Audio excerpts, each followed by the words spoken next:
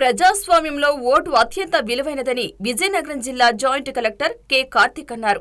ప్రతి ఒక్కరూ ఓటు ప్రాముఖ్యతను తెలుసుకుని వచ్చే ఎన్నికల్లో తమ ఓటు హక్కును వినియోగించుకోవాలని కోరారు. స్వీప్ కార్యక్రమంలో భాగంగా విజయనగరం పట్టణంలో డ్వాక్రా మహిళలతో భారీ ర్యాలీ నిర్వహించారు.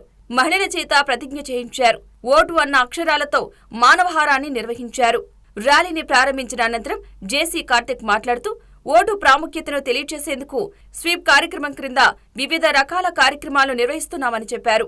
ఇప్పటికే దివ్యాంగులు, యువత వాహనాలతో ర్యాలీలు నిర్వహించామని తెలిపారు. మే 13 వరకు స్వీప్ కార్యక్రమాలను వివిధ రూపాల్లో కొనసాగిస్తామని చెప్పారు. ప్రజాస్వామ్య పరిరక్షణలో మహిళల పాత్ర ఎంతో కీలకమని, ఎన్నికల్లో మహిళలంతా తమ ఓటు హక్కును వినియోగించుకోవాలని విజ్ఞప్తి చేశారు. మహిళలు శక్తివంతమైతే సమాజం సాధికారతను సాధిస్తుందని ఆయన స్పష్టం చేశారు. సమాజంలో మార్పు తేవాలన్నా, సంపూర్ణ అభివృద్ధి సాధించాలన్నా మహిళల ద్వారానే సాధ్యపడుతుందని జేసీ అన్నారు. సో ఉమెన్ ఎంపవర్ అయితే సొసైటీ ఎంపవర్ అవుతుంది.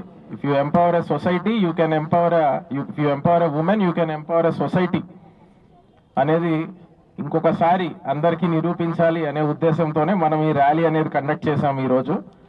సో ప్రతి ఒక్కరూ కూడా ఓటు విలువ తెలుసుకుని ఓటు వినియోగించుకోవాలి. ఆ మెసేజ్ స్ట్రాంగ్గా సొసైటీలోకి వెళ్ళాలంటే అందులో మహిళల పాత్ర డెఫినెట్లీ ఒక కీలకమైన పాత్ర అనేది పోషిస్తారు.